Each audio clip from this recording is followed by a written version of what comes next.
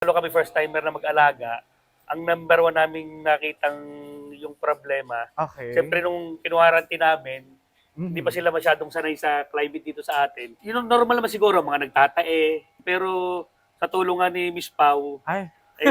ng room sol, Okey. natulungan kami para ma-upgrade at saka para malampasan namin yung ganyang mga problema.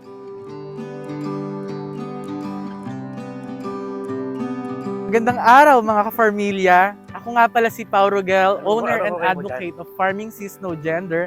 Dito mo And na ngayon yan, po ay tama na. kasama ko ang ating marketing specialist na si Miss Jem. Ayan. Hello po mga ka-Rusol. Miss Pao, nasan po tayo ngayon? So ngayong araw ay nandito tayo ngayon at pinaunlakan tayo ng SGH Bower Goat Farm dito sa Barangay Lumil, San Jose, Batangas. Miss Pau, good morning. Welcome Hello, to good SGH morning Goat po Farm, Sir Jojo. Tuloy po kayo. Kumusta naman ang biyahe niyo? Sir Jojo, okay naman. So sila po ay galing pang Ilocos, and ako ay galing pang Tansa. May question lang din ako sa inyo, Sir Jojo. Yes, ma'am. Sino po si Sir Jojo De Castro bilang, bukod sa pagiging farm owner, ano po ang inyong trabaho? Bali ako ay isang contractor Contractor, sir. ng mga industrial building. Mm. Tapos biglang yung kapatid ko na nasa Australia, biglang nakaisip na magtayo ng ganito sa Pilipinas. Okay Kaya kami po. nagtayo ng farm, ng kambing. So ito po ay start muna as a hobby or diretso na as business agad? Hindi, parang parehas din, hobby tapos business. Okay, sige po. So ang inyo pong kapatid na ano pong Si pangalan Reden. ulit? Si Sir Reden De Castro ay nasa Australia po. Doon siya na naka-stay. So sa kanya po nanggaling yung idea na magtayo po kayo ng goat farm dito sa Pilipinas. Sa kanya. Kay Sir Jojo, matanong ko lang din po pala. Ilang years na po kayo dito sa goat farming na ito? Bali kami nagsimula noong November 2022. Bali, magto 2 years na kami ngayong November. Okay, so magto 2 years po ngayong November. So ilang heads po ngayon ang alaga natin dito sa farm? Bali, nagsimula kami magparating galing sa Australia. Okay po. 21 heads. 2 back at saka 19 na dose. Okay, sige sir. Ito po ba ngayon ay nasa ilang heads na ngayon lahat? Ito mga alaga nyo ngayon, simula nung 2022. Bali, humigit kumulang siguro yung mga almost 40. Almost 40. Kasi yung iba, kasi before namin paratingin, pinababa namin dun sa nagcha-champion na back sa Pacifica. Kaya pagkarating dito, yung kalahati ng aming mga dose ay nabuntis. Kaya biglang within 4 months, napagbenta agad namin yung iba. Okay. So yun lang, ang mga kambing po dito sa SGH Bower Goat Farm ay galing po lahat sa Pacifica Bower Goat Stud sa Australia, sir, di po ba? So dun sa taon na iyon, sir, ano yung mga challenges, yung mga pinagdaan ng pagsubok, problema dito sa goat farming na ito? Ano yung Bali nung una, medyo nung bago mag-decide yung kapatid ko na mag-alaga ng kambing, naghanap muna kami ng area. Medyo nahirapan kami maghanap ng area kasi dito sa Batangas medyo mahal na rin yung mga lupa. Tapos nung nakakita kami nito, nagpagawa kami ng building. Tapos ginawa siguro yung mga 2 months namin tinapos. Tapos before dumating, medyo nahirapan din kami sa mag-i-import kasi first time namin mag-import. Pero may mga tumulong din naman sa amin mga kabarkada. Kaya nakapag-import kami ng galing sa Australia mismo. Iba talaga pag may mga bigating kaibigan. Hindi naman, mga mababait lang na kaibigan. Mababait na kaibigan. Since ito pong mga alaga nating bower na goats ay galing Australia, kamusta naman po ang mga kambing dito simulan dumating sila Siyempre, medyo dry sa Australia, sa atin ay mataas ang humidity, umuulan. Kamusta yung sitwasyon ng mga bower goats natin? Siguro halos lahat na nagsisimula medyo mahirap. Gawa nung una kasi, pagka lalo kami first timer na mag-alaga, ang number one naming nakitang yung problema, siyempre nung kinuwarantine namin, hindi pa sila masyadong sanay sa climate dito sa atin.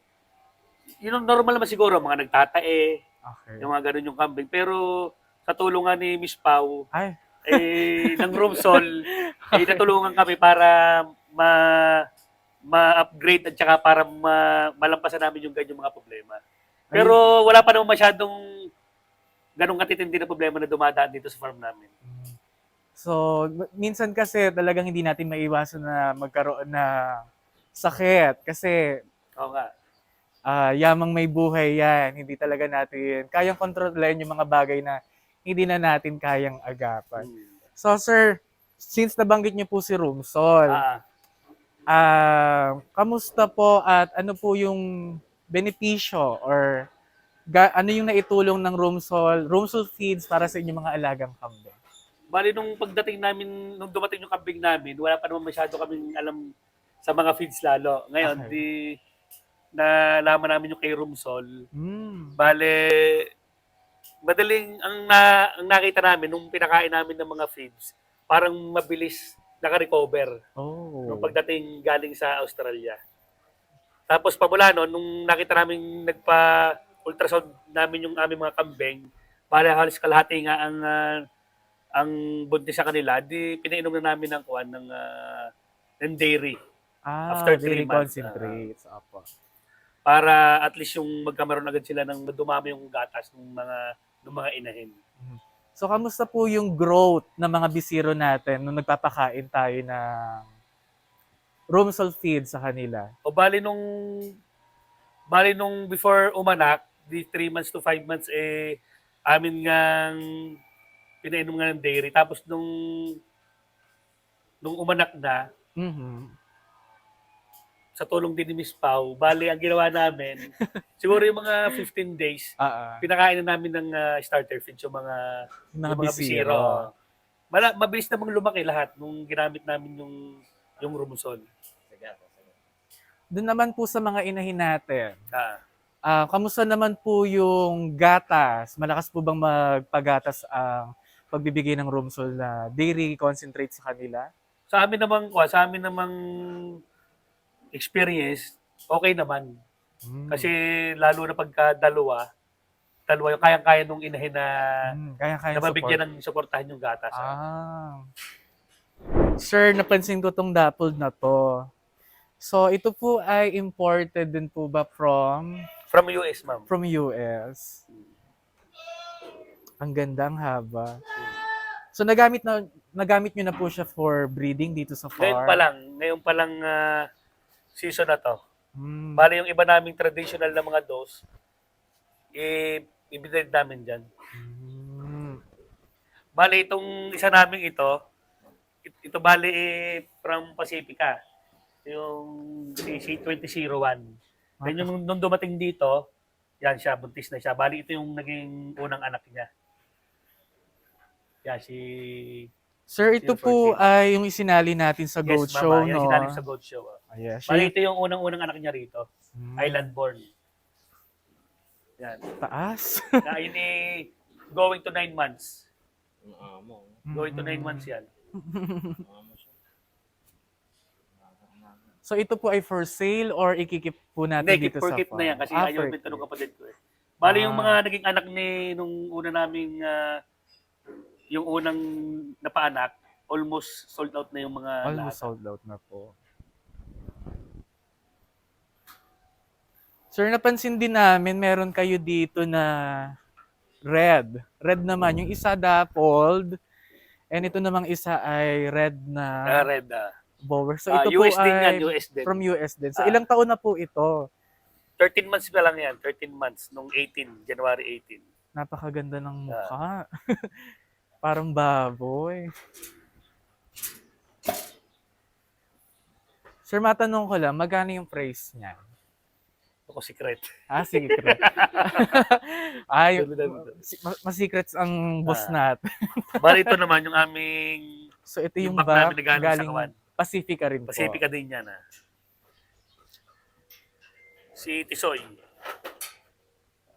Yan. Ilang years na po yung si Tisoy? 3 months yan, 3 months. 3 years. 3 years. Yan. Ang laki. Tisoy.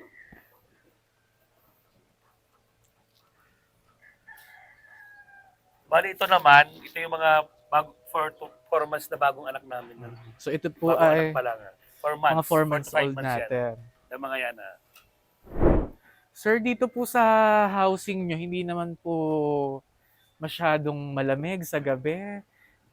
Or Hindi naman. mainit kapag sobrang tirik ang Hindi man araw? masyado kasi dito kasi sa San Jose, ang climate dito parang habol na rin sa lipa eh.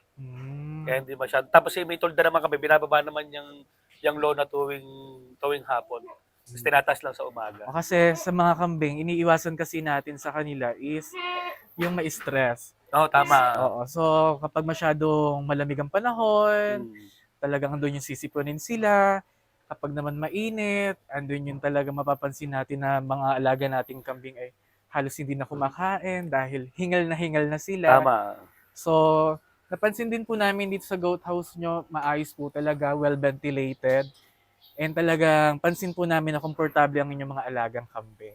Ano po yung mensahe or ano yung nais nyong ibahagi sa ating mga ka-familia na nanonood ngayon? Kung ano yung pwede nyong i-share, yung mga inyong karanasan dito ngayon sa pag-aalaga ng bowers or kung ano mang kambing yan. Ano yung pwede nyong i-share sa ating mga ka-familia? Bale kami, hindi pa naman kami ganun katagal nagsimula. Mhm. Or mag-2 years pa lang ngayong November. Bale, ang sa akin lang may share, kung gusto niyo talaga mag-alaga magkamaroon ng goat farm, mag-isip muna rin kayo, gawa ng medyo malaki yung puhunan. Pero Yes. kung talagang bukas yung loob nyo sa pag-aalaga, kasi maganda rin naman yung, sa aming pananaw, na kami mag-2 years pa lang, medyo maganda naman yung outcome noong aming pag-aalaga. Kaya doon sa mga nais mag-alaga, yon, think twice. Think twice po talaga. Kasi Pero- hindi mo may iwasan na yung kambing ay nagkakasakit, Yeah. hindi mo may iwasan na yung mortality. Yeah. Talaga kasi may buhay yan eh.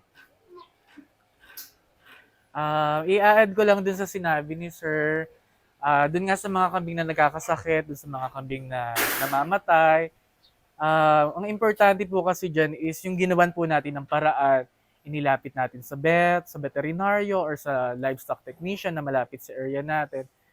Wag po tayo manghinayang dahil una po sa lahat, ito nga po ay yamang may buhay. So lahat po ng nangyayari sa kambing, kahit anuman pong hayop ito ay hindi po natin talaga kayang kontrolin. Tama. At least ginawan po natin ng paraan.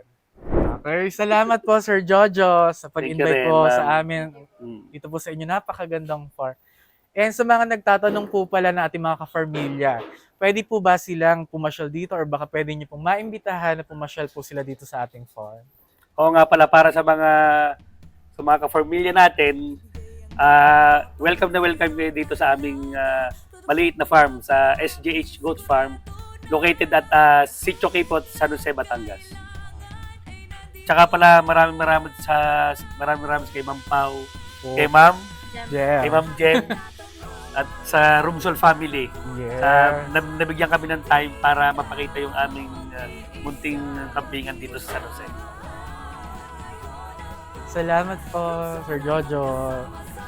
So, so,